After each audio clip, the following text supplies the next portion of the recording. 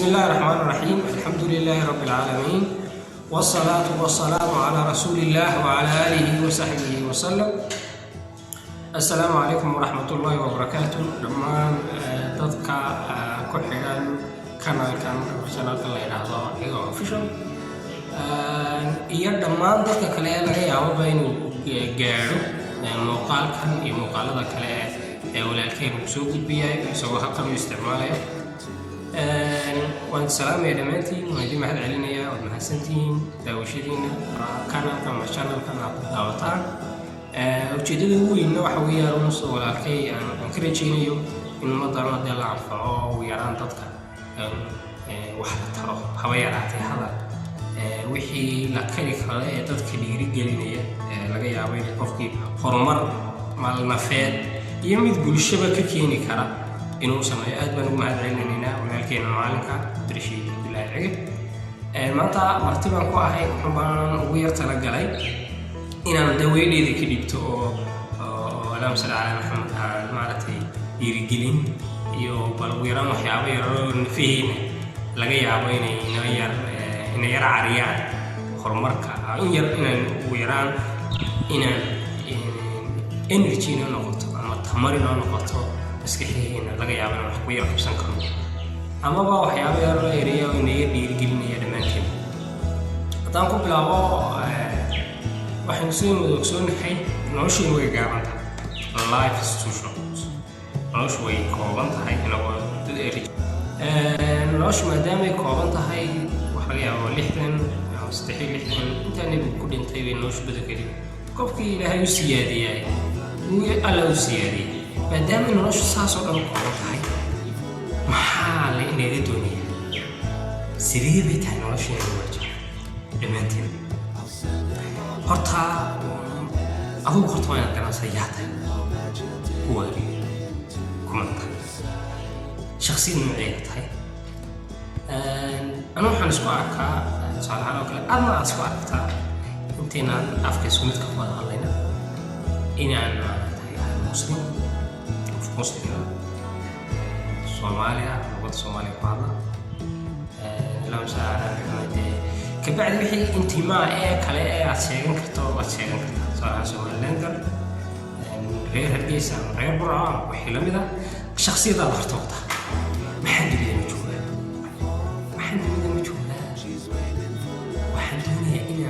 dhinto ugu yaraan anigoo macnale anigoo ugu yaraan saamayn in nolosha wuxuun ka yar sameynaya oo ummadu misla ugu yaraan ummadda wuxuun tarhaba yaraatay halkaa ereyna sheegayna ha ahaatay. marka waa inaad ogaataa yaa ilkaa saaray waxay laga saaray horta qof kastoo muslim maadaama dadda yar kooban tahay laga yaabo inaad dhimato dhowaan ma garan kartid waqti goorta dhiman doonto oo nafna ma taqaano xilliga ay dhimanayso meesha ku dhimanayso toona. laakiin waxaan u baahanahay waa maadaama nolosha ka tegayso qof nuucee adoo baad ka tegaysaa. dadkan adduunyadan maadaama dhimanayso ilaahay hor tegayso ilaahay maxaa agtiisa inoo yaala oo inta adduunyada ay samayn karno marka laga yimaado cibaadadkeena waxaa la doonayaa ummaddeena inaan ugu yaraan waxaan ku tari karayno ra'yi iyo fikir iyo camalba aynu qaban karno oo inaynu samayno. waxyaabaha kale aynu baahnay waxaa ka mid ah iminka adduunkan waxyaabaha aadka maaragtay aadka loo garan waayo waxaa ka mid ah weliba khaasatan dadka muslimiinta inay garan waayaan cidday yihiin. markay garan waayaan laga yaabo in cidday yihiin ama inay gartaan laakiin waxyaabo badan ay iska dhagan. tusaale ahaan ay garan waayaan ay alwalaa walbaraan يا الحديدنا يا سيارة الحديدية على جاي على يسوع مسلم ولا يا مسلم بنا ولا جاي عملوا يا أولي ما إحنا نقف قومية سومالية كده شيء ولا جاي عملوا قومية وإحنا سوماليين أي هذا ما حرنا يا قف مسلم أو قاعد تقول ولا جاي عملوا قاعد سو بيسني كقاعد سووني كمسلم كلام على زي عالم الإسلامي بدك يسمع صح بس هو مسلمين تميل مش كده تيجي لك اللي بس هو تبص gaaladu haysato sababta ummadeeda loo gumaanayo sababta China ummadda muslimiinta ah suuqayo weliba diintooda ku dilay. waxaasoo waxa weeyaan dadkii dhiigii muslimiinta iyo alwalaa walbaraa oo meesha ka baxay. marka ujeedada ugu muhiimsan waxa weeyaan horta waa inaan ogaanaa ciddan iyo cidda xidig naga saaray marka aniga tusaale ahaan iyo adiga waxaa laynooga baahan ku inaynu nahay muslim oo xidig naga saaray waana oran kartaa muslimiintu waxaan qaban karaa afiya xidigba ay ka bacdina suma wixii ka dambeeya intimaaga kale marka hore intimaaga waa diini waana tahdaa aan muslim waxaan anigu qof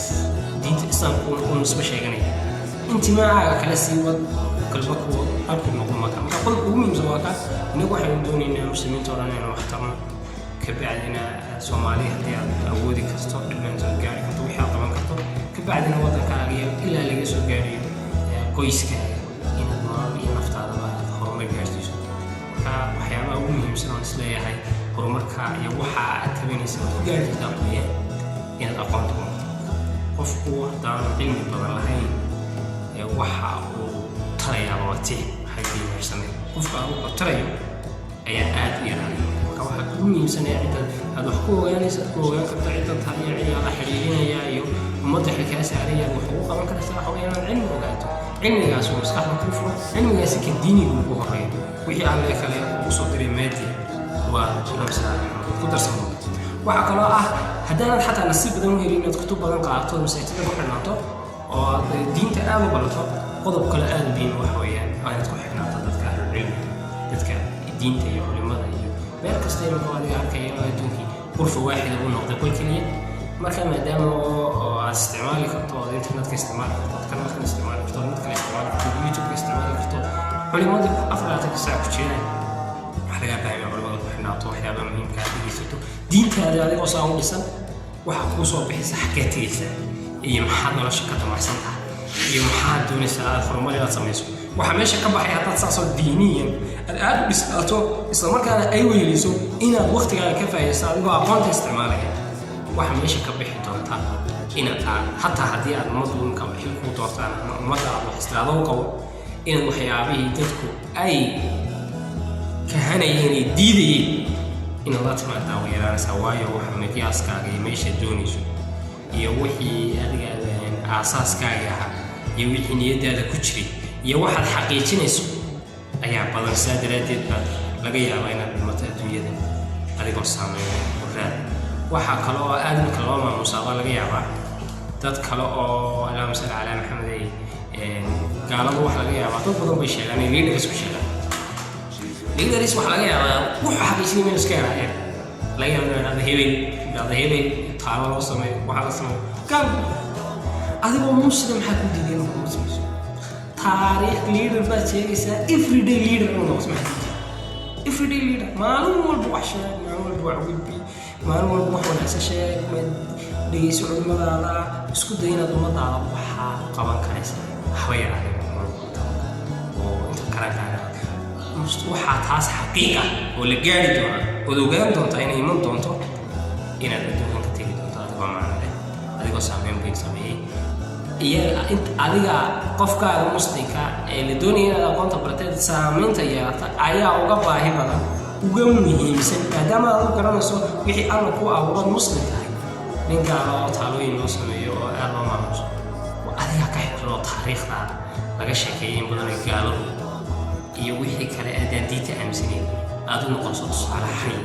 oo wanaagsan saddeed qof kastoo aniga daawanaya kanalkeena iyo qanaadkeena aan mahad celinayno waxa aan sameynaa waxaan idin sheegaynaa inaad qof walba isku daydo inaad sameeyo adigoo leh adduunka ka dhimato dadaal badan sameyso aniga iyo adiguba aad baan idin salaamay wanaagsantii asalaamu calaykum